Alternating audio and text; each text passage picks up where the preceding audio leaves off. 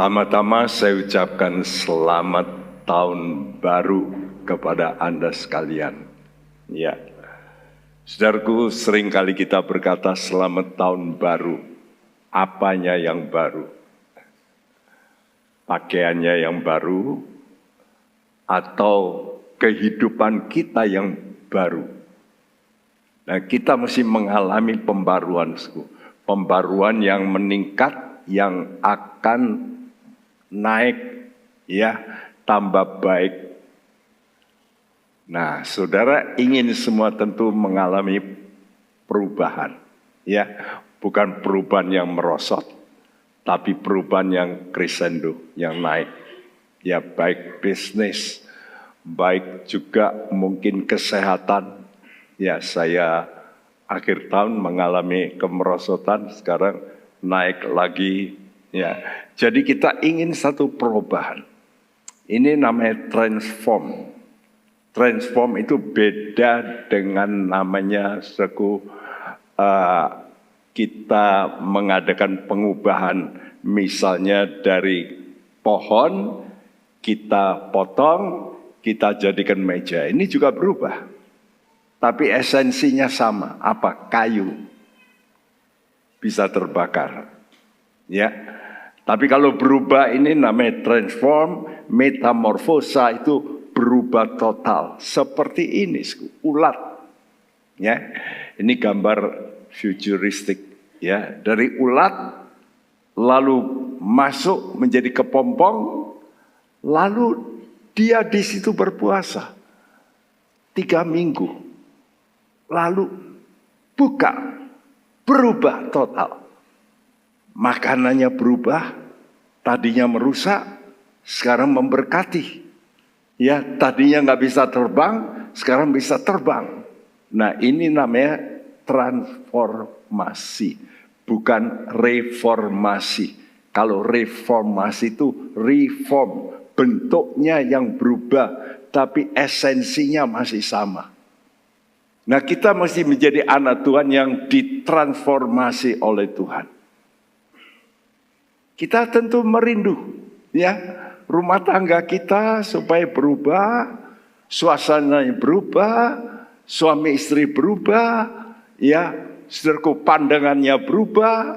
Nah, itu kalau kita bertemu dengan pengubah. Karena itu bulan ini kita bicara tentang bertemu pengubah, ya.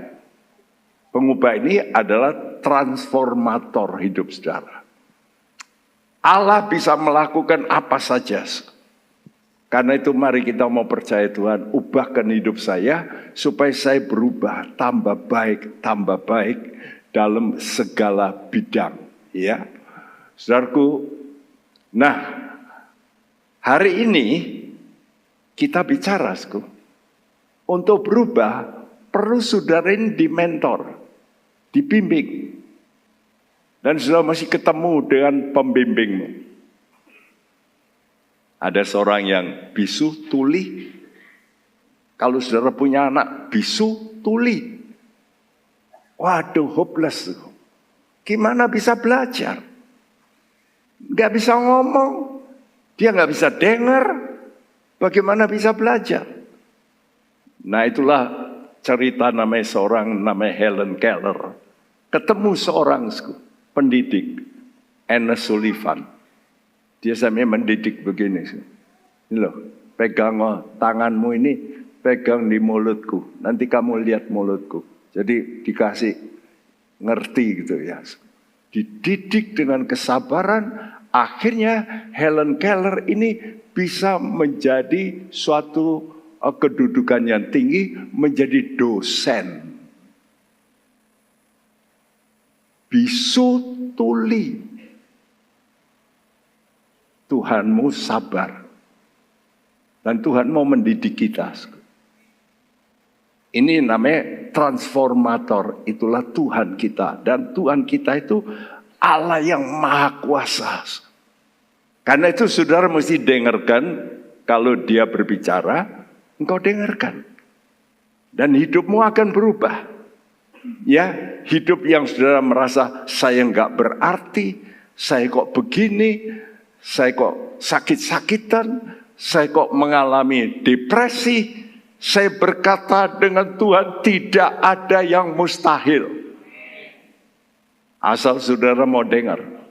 Ibrani 1 ayat 1 dan 2. Setelah pada zaman dahulu Allah berulang kali dan dalam berbagai cara berbicara kepada nenek moyang kita dengan perantaraan nabi-nabi.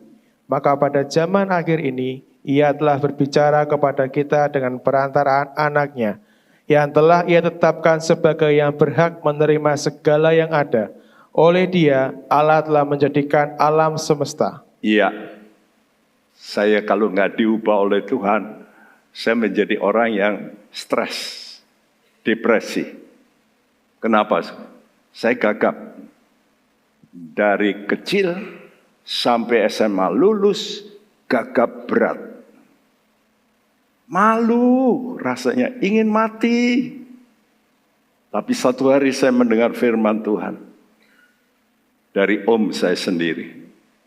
Saudaraku, dia bercerita tentang orang yang buta. Ya, disembuhkan Tuhan. Dan orang bertanya, siapa yang salah? Orang tuanya sampai buta anaknya, atau anak ini yang salah? Kata Tuhan, bukan. Namun supaya pekerjaan Allah dinyatakan di dalam orang itu. Waktu saya mendengar kata-kata itu, just kena. Oh, kalau gitu saya juga bisa menjadi objek dari Tuhan. Dia itu penjunan, dia bisa ngubah. Dari ayat itu, saya berubah. Saya percaya, Tuhan itu mau bicara dengan banyak hal. Jadi katakan, dengan pelbagai cara berbicara. Berbagai cara yang saya kasih merah-merah, melalui nabi, karena itu Tuhan bicara melalui nabi, lalu menuliskan supaya kita bisa baca. Melalui Yesus, anaknya, datang ke dunia, melalui alam semesta. Ya, jadi peristiwa-peristiwa alam, saudara bisa melihat. Ya, karena itu kalau ada komet, segala, lalu ada gempa bumi, itu Tuhan mau bicara tuh. Banjir besar, supaya orang jangan sombong, betul nggak? Kalau sudah kena banjir disapu, waduh, ada yang maha kuasa ini. Jadi sudah melihat yang sebelah kiri, Allah bicara pertama, ya itu melalui alam semesta, ciptaannya. Yang kedua, Allah bicara melalui para nabi hamba Tuhan yang menulis firman Tuhan ini. Alkitab kita ini hebat ini, Ini dibentuk, dikompil, disusun selama 1.500 tahun. Ini loh. Apa ada orang jual buku 1.500 tahun? Ya orangnya sudah mati. Tapi Alkitab ini ditulis 40 orang kira-kira dalam jangka waktu 1.500 tahun. Jadi sudah mesti mengerti, semuanya ceritanya sama tentang Yesus. Yang ketiga, Tuhan mau bicara melalui Yesus secara pribadi. Nah, bulan lalu kita merayakan Natal. Kita mendengar orang Majus. Ya, kenapa dia kok bisa ketemu Yesus? Pertama, karena melihat bintang. Dia ahli bintang. Dia lihat, kok ada bintang bersinar begini, ya. Apa yang dia lihat itu bukan satu bintang, sebetulnya konstelasi bintang. Orang zaman dulu kalau naik kapal, mereka nggak tahu ini arah utara atau selatan, betul nggak? Dengan apa mereka lihat? Dengan bintang.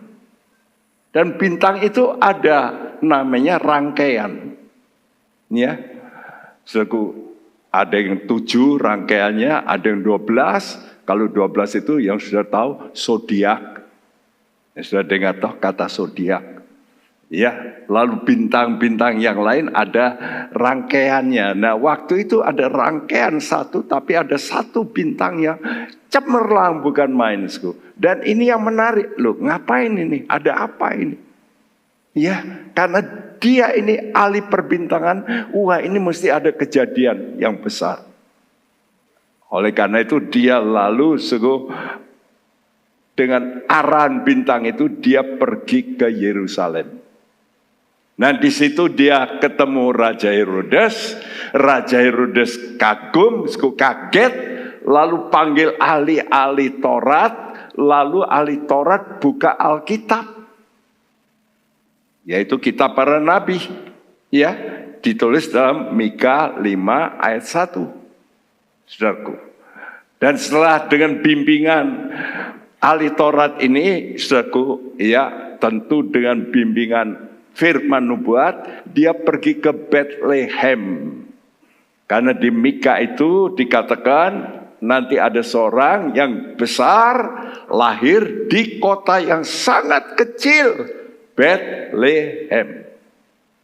Nah itu ditulis di Alkitab 700 tahun sebelum Tuhan Yesus lahir. Jadi sudah mesti mengerti. Alkitab kita ini bukan mainan, ini luar biasa. Ratusan tahun sebelumnya Tuhan saya kasih tahu kotanya Bethlehem. Ya, dan Bethlehemnya ada 2, karena itu disebut Bethlehem Efrata.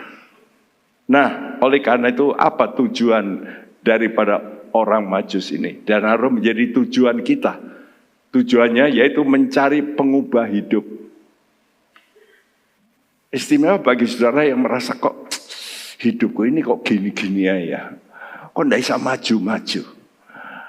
Pekerjaanmu kok gini-gini terus. Tuhan bukalah jalan. Tuhan ketemukan Tuhan. Ya, aku dengan engkau. Dan Tuhan itu pengubah hidup. Saya diubahkan. Kalau enggak diubahkan, hidup saya stres. Tapi Tuhan ubahkan. Jadi kita ini mesti mencari pengubah, transformator yang hidup dan berkuasa, bukan Tuhan yang mati. Tapi yang betul-betul real, yang bisa memberi arah, walaupun kita nggak lihat. Ya, karena itu saudara nanti akan membaca kembali Matius 2 ayat 1 sampai 12. Ya, kalau bisa catat nanti dibaca ulang di rumah. Caranya begitu ya, belajar Alkitab. Nah Tuhan kita itu bukan hanya Maha Kuasa, tapi Dia itu perencana. Ya, Dia merencanakan segala, Dia memplanning. Mencipta manusia itu juga di planning. Dan Bapa di sorga itu memplanning. Kapan pengubah hidup Yesus itu dilahirkan? Ya, tepat waktunya. Kapan? Saat itu dalam pemerintahan Roma. Dunia ini pernah dikuasai oleh beberapa kerajaan dunia. Yaitu pertama Mesir, kedua Assyria, ketiga itu adalah Babylon, keempat itu Persia, kelima itu Greka, keenam itu adalah Roma. Nah, pada zamannya Yesus itu pemerintahan Roma. Ya, ada kaisar-kaisar di situ. Nah, pada waktu pemerintahan Roma itu sangat kejam. Orang ditekan bukan main. Pajaknya bukan main. Kenapa? Karena mereka berfoya-foya. Saya baca buku, tapi saya nggak tahu kemana. Saya ini pindah-pindah berapa kali. Di Semarang aja saya sudah pindah 13 kali. Bayangin. Jadi buku saya ini kececeran di mana saya nggak tahu. Tapi saya waktu muda suka baca history, sejarah. Dan waktu saya baca saat Roma itu, saudara tahu hari liburnya berapa hari? 150 hari. Hah? Enak enggak itu? Enak untuk anak-anak ya. Wah, libur. Kenapa mereka libur? Karena mereka berpesta. Ya. Dan musuh-musuhnya itu ditekan. Dikerjakan keras. Ya, dan mereka berpesta. Melihat orang gulat, gladiator, sampai bunuh-bunuhan. Itu ditonton. Sampai sekarang itu ada tempatnya. Amphitheater. Saudara bisa ke Roma melihat itu. Jadi bukan cerita dongeng. Ini fakta. Pemerintah Roma itu pemerintah yang sangat kejam. Jadi saat keadaan tertekan, saat keadaan di mana keadaan kemelut, kesusahan, sengsara, saat itulah biasanya saudara mencari Tuhan. Betul enggak? Kalau sudah lagi enak-enak, biasanya lupa. Tapi waktu sudah terjepit, karena itu Tuhan tahu waktunya, kapan dia mau bicara. Kadang-kadang saudara kalau tidak mau dengar, nanti Tuhan jewer, nanti biasanya orang kalau sudah sakit, lalu divonis dokter, cancer, wah, cari pendeta. Benar nggak? Kalau dokter sudah berkata angkat tangan, nah, siapa yang bisa turun tangan? Ada satu, Allah yang Maha Kuasa. Karena itu dalam Galatia 4 ayat 4 dikatakan, tetapi setelah genap waktunya, ya, Bapa di surga melihat di mana dunia ini ditekan oleh pemerintah Roma, maka disitulah Tuhan lalu Yesus dilahirkan supaya pembebas. Orang-orang Israel waktu itu mendambakan pembebas. Itulah Raja Damai yang tadi kita nyanyi. Oh Yesusku, Engkaulah Raja Damai. Nah, kalau hari ini, itu dulu ya. Tapi kalau hari ini, saudara dalam hidupmu itu kemelut. Tidak ada damai. Bingung. Ya, dalam pekerjaan, dalam ini, dan beberapa orang datang pada saya, gimana toh Pak Boti, tolong. Nah saya bilang, gimana saya bisa nolong? Kalau enggak Tuhan yang nolong, hal-hal yang mustahil. Tapi orang ini biasanya kalau kebaktian ya enak-enak aja. Tapi waktu terjepit, biasanya orang itu sangat membutuhkan pribadi penolong. Dan itulah saat di mana pemerintahan Roma berkuasa. Saudaraku, karena itu bagaimana kita mendengar, ini penting.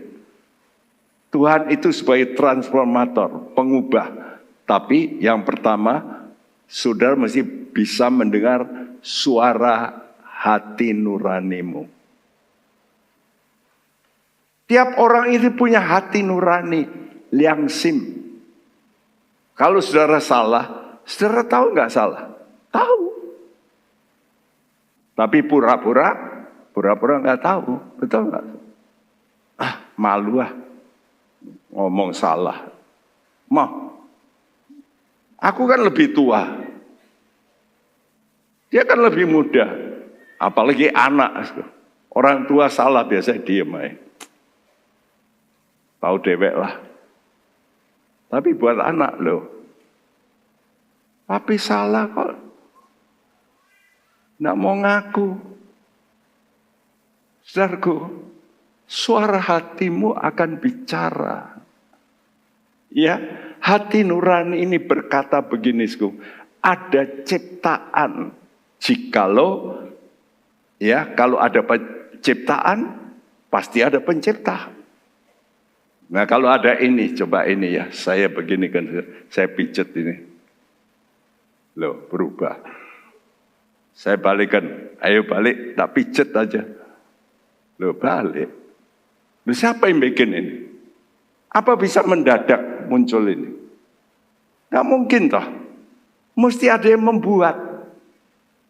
Nah, kalau sudah melihat jagat raya ini yang bisa teratur, ada matahari, ada bulan yang tetap begitu bersinar. Loh, siapa yang membuat ini? Ya. Nah, ini kita mesti mengerti, sebelum ada hukum Taurat, Kalau sudah lihat perjanjian lama itu berisi hukum Taurat banyakan. Dan Injil perjanjian baru, Allah itu bicara melalui hati nurani.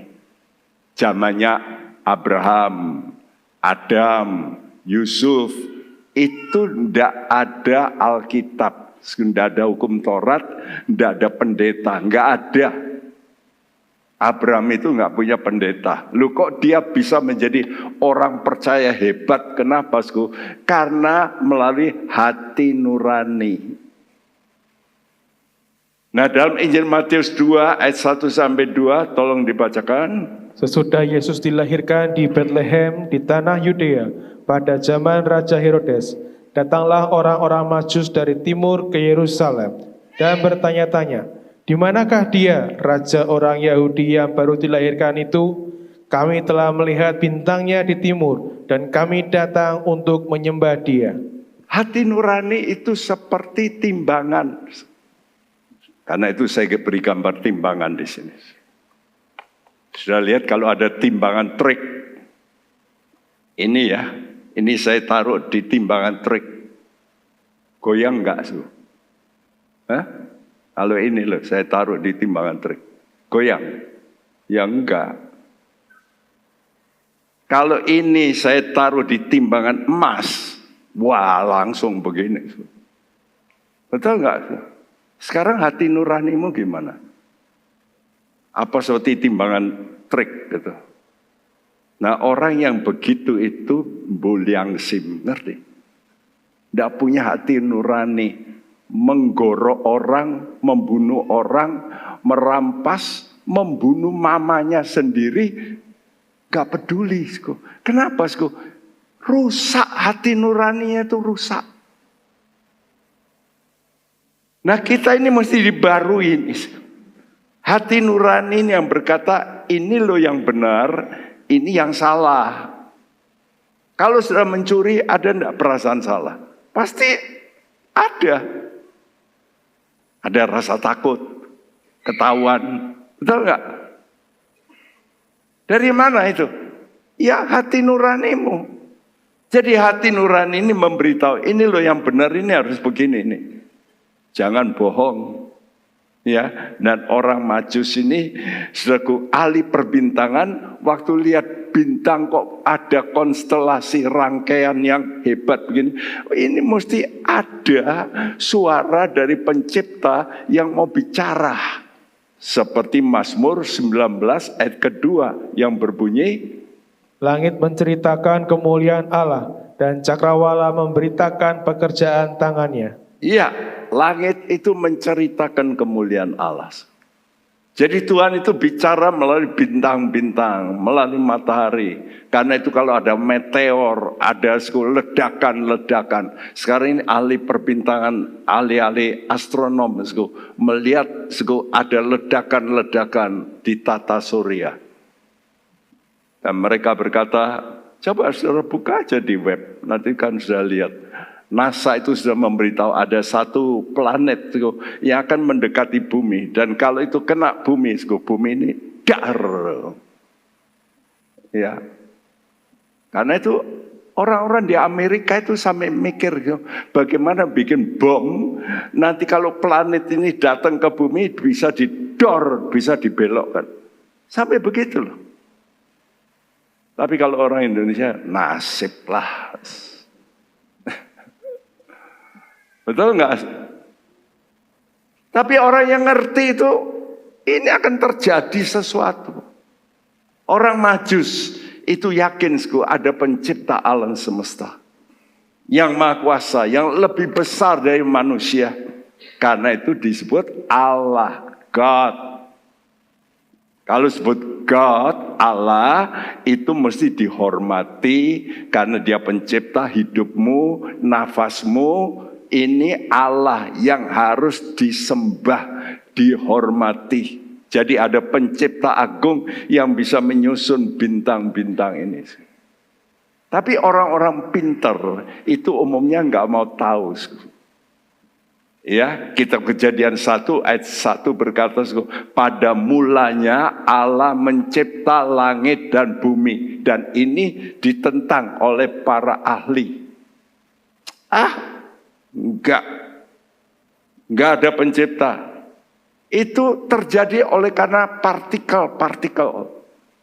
Itu yang disebut quantum teori. Quantum teori itu memang betul. Semua benda itu sebetulnya di dalamnya itu bergetar. Cuma sudah nggak lihat. Apa saja. Karena itu ada bom atom. Loh, atom itu kecil. Kok bisa meledakkan? Ya karena ada getaran. Ya. Tubuhmu ada getaran enggak? Ada. Kalau enggak bergetar jantungmu mandek.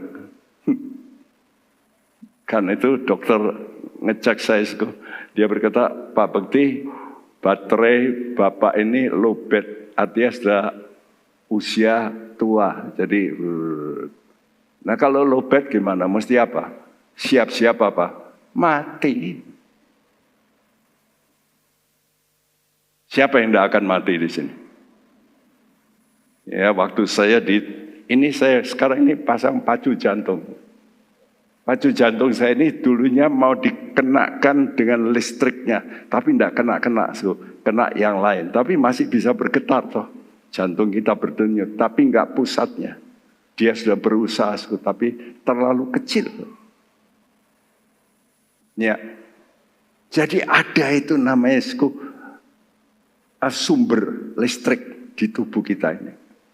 Juga semua benda-benda ini juga ini di dalamnya loh. Kita nggak lihat, tapi ada. Nah itu perlu iman. Kita ini perlu iman. Ya, kenapa orang-orang dunia nggak mau percaya? Karena mereka sudah makan buah pengetahuan baik dan jahat yang dilarang oleh Tuhan. Sehingga manusia itu keminter, nggak mau tahu Tuhan.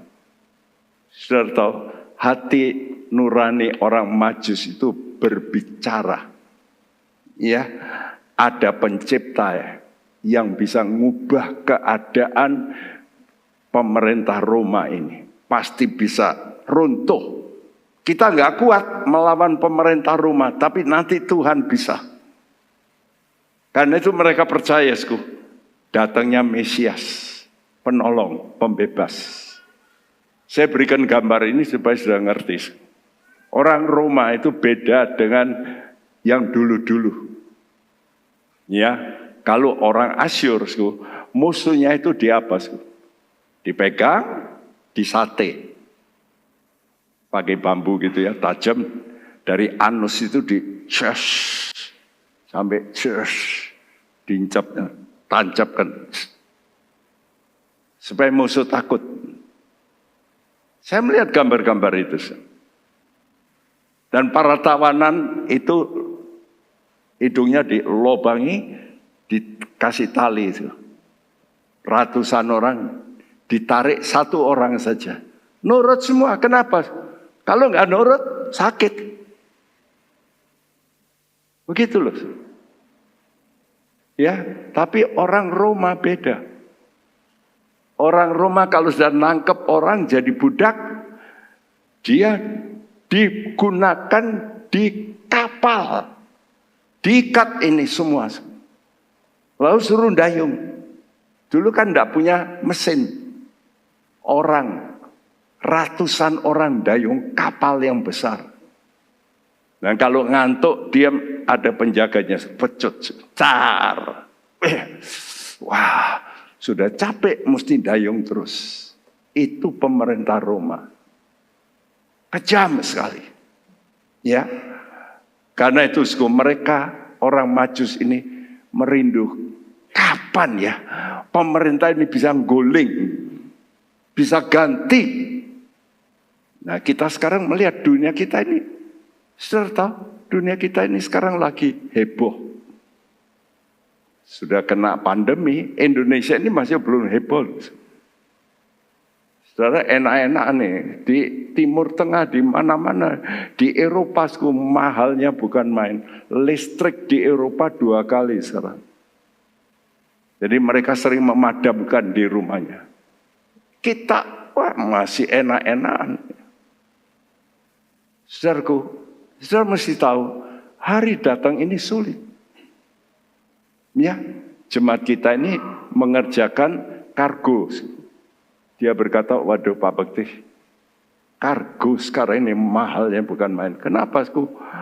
Karena terusan Suez itu yang dikuasai oleh orang Iran, ya saudaraku. Itu, saudara tahu ini bom-boman ini.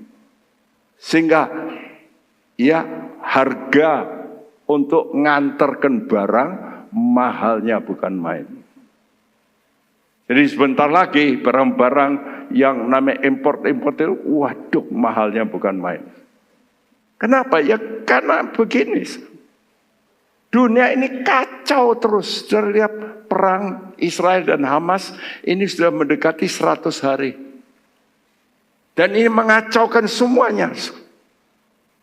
Juga Rusia, Ukraina. Ini bahan pangan jadi mahalnya bukan main. Saudaraku, dan kita mesti mencari Tuhan untuk apa? Supaya kuat. Kita mesti cari sampai ketemu. Mazmur 105 ayat 4 berkata, carilah Tuhan dan kekuatannya, carilah wajahnya selalu. Carilah wajahnya selalu. Apakah saudara selalu enggak cari Tuhan?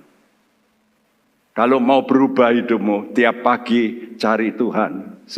Dengan apa? Saudara baca Alkitab dengan berdoa. Tuhan, aku cari wajahmu. Aku mau ketemu Engkau.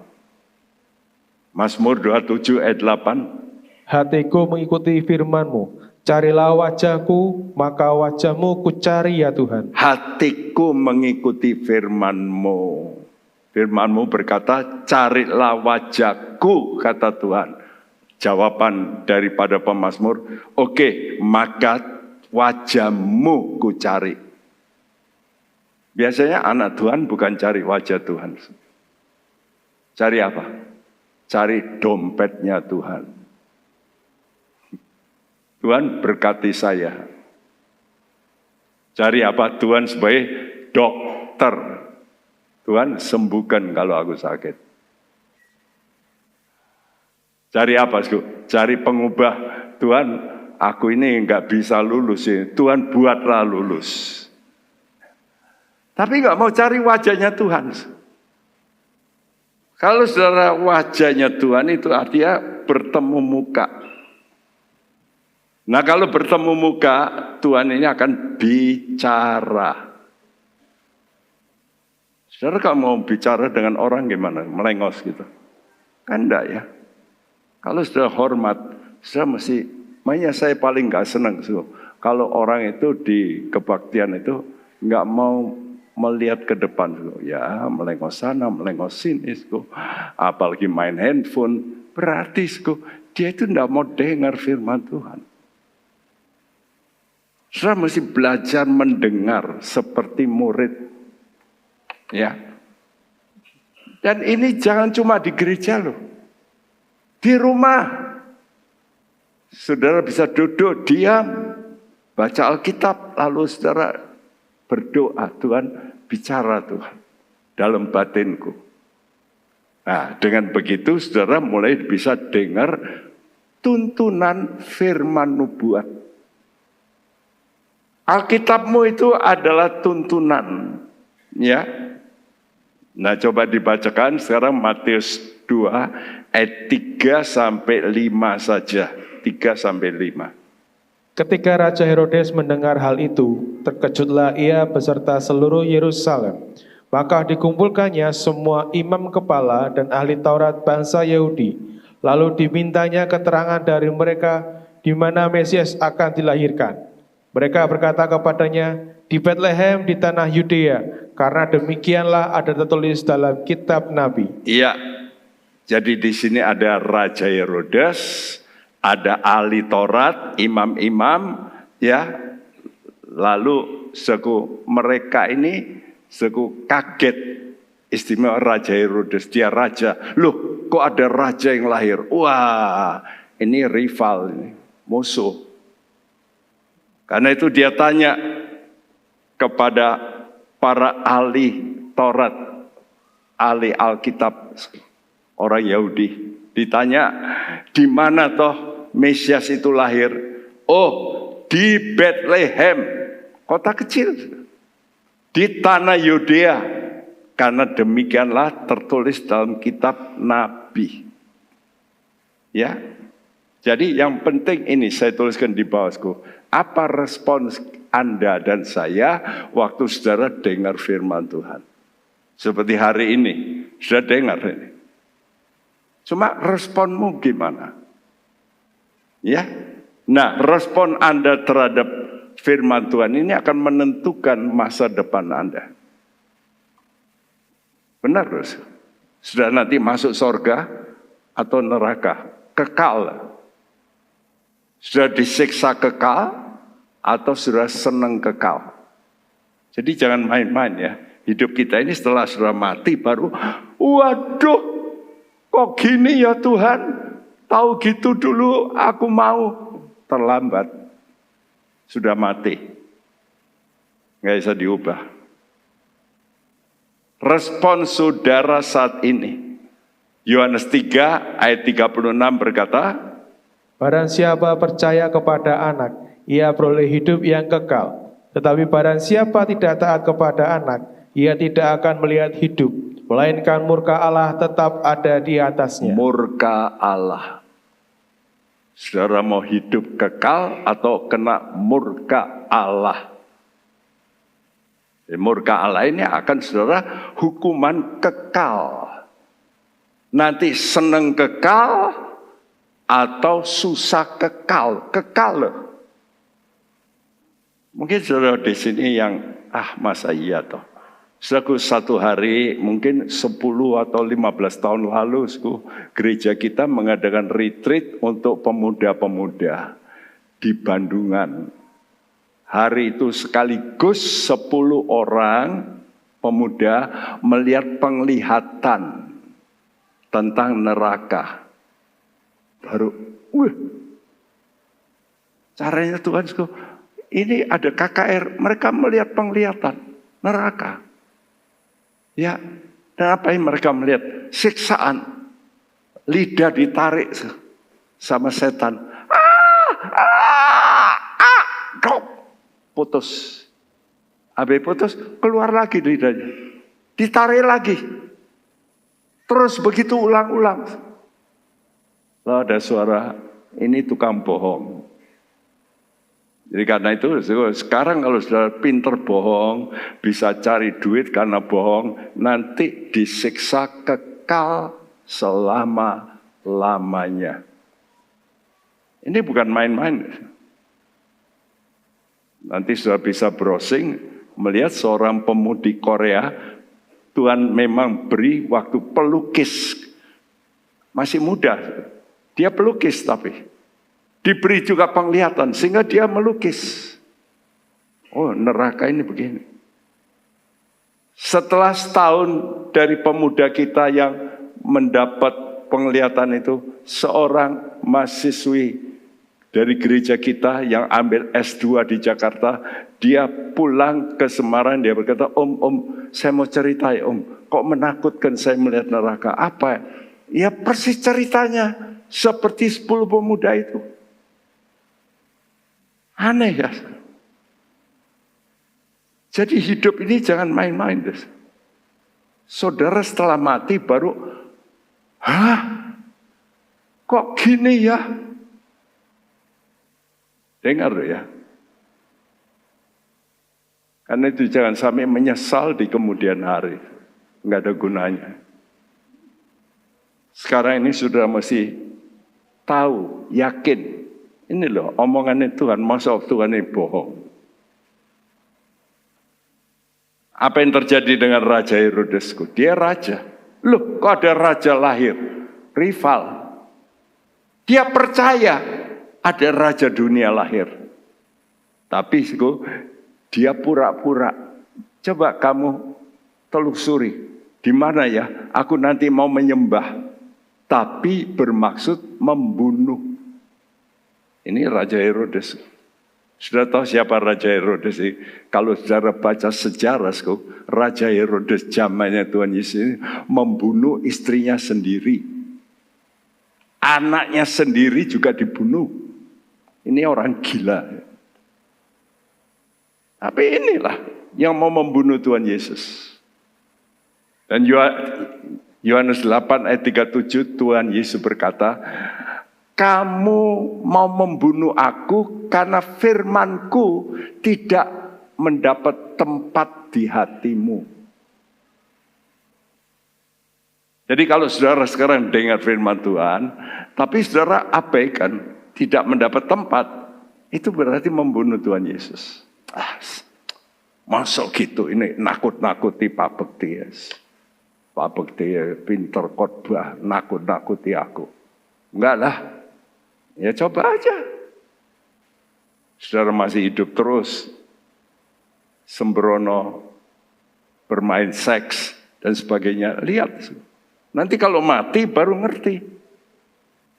Saya bukan nakut-nakuti. Itu firman Tuhan. Apa respon dari imam kepala ahli Taurat? Mereka percaya. Karena ditulis di kitab Nabi. Tapi mereka itu cuma dengar, tapi oh begitu ya, saya mau datang bersama kamu. Enggak itu. Dibiarkan orang Majus ini pergi sendiri. Ya. Saudaraku, mereka percaya, tapi enggak ada perbuatan. Tapi beda dengan respons orang Majus. Matius 2 ayat 9 sampai 10. Setelah mendengar kata-kata raja itu, berangkatlah mereka. Dan lihatlah bintang yang mereka lihat di timur itu mendahului mereka hingga tiba dan berhenti di atas tempat di mana anak itu berada. Ketika mereka melihat bintang itu, sangat bersukacitalah mereka. Sangat bersukacitalah. Siapa, orang yang mau melakukan, dikatakan maka berangkatlah mereka. Artinya percayamu mesti disertai dengan perbuatan percaya. Jadi bukan cuma percaya. Iblis itu juga percaya loh. Allah itu berkuasa. Alkitab nulis kok. Iblis itu percaya. Tapi dia tidak bertobat. Dia tidak melakukan. Ya, dan mereka ini pergi ke Bethlehem. Bethlehem artinya rumah roti, tempat firman Tuhan diam. Rumah itu kan tempat diamnya Tuhan. Jadi hatimu itu mesti jadi tempat diamnya perkataan Tuhan. Jadi dengar firman Tuhan mesti diingat-ingat. Karena itu, kalau sudah dengar, lebih baik dicatat, lalu sudah itu ulangi. Kenapa sekarang saya kok bisa ayat ini? Karena saya mengulangi. Dulu saya bekerja, saya catat. Ayat, saya kantongi. Sampai tempat kerjaan, saya buka lagi. Saya baca ulang. Masuk lagi. Baca lagi. Ingat. Bagaimana bisa ingat kalau enggak ngafalkan? Betul? Saya saja dengan saudara, Pak Bekti, sopo yo iki? Nah, jarang ketemu dan jarang ngucap nama. Kalau jarang ngucap nama, hilang. Manusia itu gampang lupa. Apalagi kalau sudah tua seperti saya. Kadang-kadang masuk kamar, tadi mau ngambil apa, sampai kamar, apa ya tadi mau ngambil apa. Sudah mulai merosot. Ya, 1 Tesalonika 1 ayat 6 berkata, dan kamu telah menjadi penurut kami dan penurut Tuhan. Dalam penindasan yang berat, kamu telah menerima firman itu dengan sukacita yang dikerjakan oleh Roh Kudus. Aneh. Dalam penindasan yang berat, kamu menerima firman itu dengan sukacita. Kok bisa? Karena itu anak Tuhan yang betul. Hidupnya memang ada problem, masalah oleh karena hidup di dunia ini. Tapi masih hatinya bisa sukacita. Gak stres.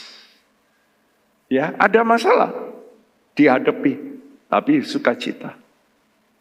Tapi yang ketiga ini paling penting. Saudara mesti dengar apa? Dengar tangisan transformator. Saya mendapat gambar ini. Saya melihat gambar ini saja, saya bisa nangis. Oh, Tuhan itu banyak nangis. Kalau saudara baca dalam bahasa Inggrisku, a man of sorrows. Tuhan itu a man of sorrows. And acquainted with grief. Jadi biasa dalam duka. Tapi kita anak-anak Tuhan selalu, ya leha-leha. Tapi Tuhan itu nangis dalam batin. Kenapa? Nah, yang penting saudara mesti ketemu Tuhan sampai saudara bisa dengar tangisan Tuhan. Anak-anak Tuhan yang sungguh-sungguh. Kadang-kadang kalau dia baca Alkitab, dia bisa nangis sendiri. Karena kalau dia baca ceritanya Tuhan, dia bisa nangis. Kapan sudah nangis? Kalau ada masalah. Kalau sudah baca koran, gempa bumi di sana, 1.000 orang mati. Nangis nggak sudah baca koran? Enggak pernah nangis. Saya juga enggak nangis. Kenapa? Karena enggak ada hubungan. Tapi coba dapat telegram, cuma sepotong aja. Kak, mama sakit berat mau mati. Cukup itu aja.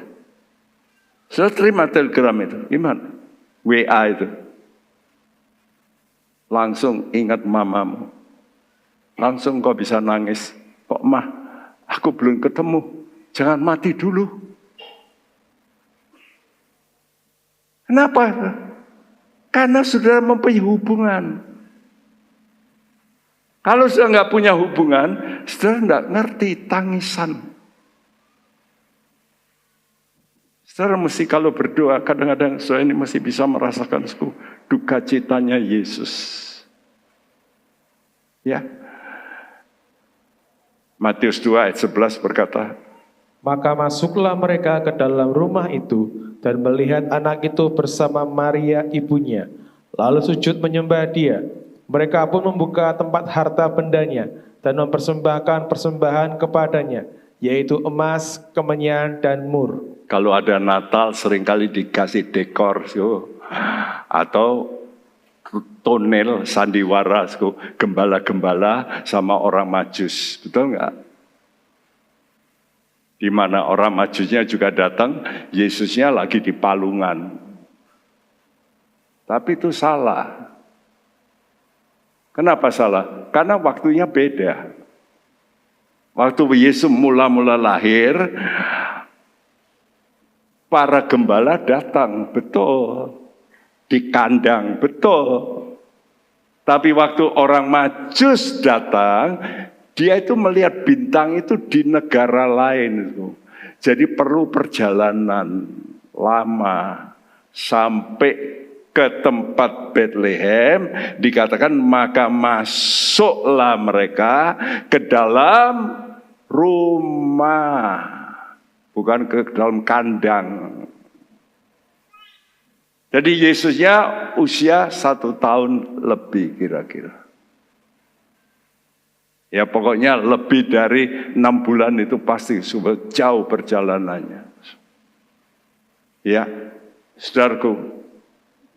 Begitu dia masuk, apa yang dia dengar untuk bayi? Tangisan, betul? Anda kalau berdoa pernah enggak merasakan tangisan Yesus? Yesus nangis kenapa? Karena engkau seringkali tidak mau nurut. Kalau Anda nggak mau nurut, Tuhan itu nangis. kamu nanti binasa. Kalau Anda sekarang tidak mau bertobat, Tuhan nangis. Walaupun Anda rajin ke gereja, tapi masih mabuk-mabuk, masih main seks, masih bohong, Tuhan nangis. Nak, kamu nanti celaka. Saudara mesti ngerti hatinya Yesus. Kalau Anda tidak mau nurut sama Tuhan, saudara berkata, memang aku gini sifatku, gak bisa ubah. Siapa bilang? Tuhan pengubahmu. Dia mau mengubah engkau. Kalau Anda bisa dengarkan tangisan Yesus. Kenapa Yesus nangis? Bukan karena dia kurang makan. No. Karena dia merasa saya pencipta bumi. Saya yang membuat bumi ini. Saya diusir dari Yerusalem. Mestinya raja itu lahir di Yerusalem. Saya lahir di kandang. Sudah di kandang, saya diusir. Yesus harus lari ke Mesir. Gara-gara mau dibunuh. Pencipta itu mencipta. Yang punya pemilik bumi. Diusir dari bumi. Dengar. Kau mesti berkata, Tuhan, Engkau mau menolong kami. Tapi seringkali kami enggak mau nurut. Ampuni kami. Karena itu Tuhan Yesus berkata dalam Matius 23 ayat 37-38. Yerusalem, Yerusalem, engkau yang membunuh nabi-nabi dan melempari dengan batu orang-orang yang diutus kepadamu. Berkali-kali aku rindu mengumpulkan anak-anakmu, sama seperti induk ayam mengumpulkan anak-anaknya di bawah sayapnya. Tetapi kamu tidak mau. Lihatlah rumahmu ini akan ditinggalkan dan menjadi sunyi. Tapi kamu tidak mau. Ayam itu kalau ada burung elang mau gigit anak-anaknya, dia lalu berkokok, anak-anaknya lari, dia tutupi. Lihat ada induk ayam waktu burung datang, wah dia, sama ular. Saya lihat itu gambar, sampai lari ularnya itu. Ayam loh. Kenapa? Karena dia pakai kekuatannya. Lukas 19:41 berkata, dan ketika Yesus telah dekat dan melihat kota itu, ia menangisinya. Dia berkata, Yerusalem, aku ini mau menyelamatkan kamu, tapi kamu gak mau. Kamu nanti mengalami kehancuran. Dan betul, setelah Yesus, itu tahun 30 dia mati, 30 sekian, tahun 70 Yerusalem dihancurkan pemerintah Roma. 1 juta orang Yahudi mati saat itu. Yesus menangis. Bukan hanya itu. Waktu dia di Taman Getsemani, dia juga nangis. Dia teriak. Karena dia mau disalib. Dia berkata pada Bapak, kalau boleh lepaskan. Aku tahu ini siksaan buat aku. Bapak, kalau boleh. Tapi dia berkata, kalau tidak, oke. Kehendakmu jadi, saya mau mati. Karena waktu dia disalib, dia teriak lagi. Eli, Eli, lama sabatane. Allahku, Allahku, kenapa engkau membiarkan aku? Kenapa Tuhan membiarkan? Karena Yesus harus jadi tumbal untuk Anda. Bapa di sorga membiarkan karena Yesus harus jadi penebus Anda. Karena itu sadar pengorbanan Yesus. Saudara masih seperti orang Majus. Memuliakan Tuhan. Tuhan terima kasih. Saya mau belajar nurut. Saya mau persembahkan persembahan kasihku. Supaya orang lain bisa mendengar. Gereja ini membangun sekolah dan sebagainya. Untuk apa? Supaya banyak orang bisa kenal Kristus. Bersyukur kita ada sekolah di Ngabang, selain di DCS di Semarang, ada di Ngabang, ada di Nias, dan di situ banyak orang bisa mendengar Injil. Ya, saudaraku. Dan kita juga bangun gereja-gereja supaya mendengar Injil. Itu persembahan saudara, itu persembahan kasih. Dan kau mesti sujud menyembah kepada Tuhan. Tuhan terima kasih. Karena itu setelah mendengar semua ketemu Yesus, ketemu tangisan Yesus, maka orang Majus ini lalu pulang melalui jalan yang lain. Karena diperingatkan dalam mimpi mereka melalui jalan yang lain. Hidupmu hanya bisa berubah kalau sudah mendengar jeritan hati Yesus. Yesus menangis bukan karena dia menderita saja, tapi karena engkau menolak, tidak mau bertobat. Hari ini dengar, mari kita mau datang pada Tuhan.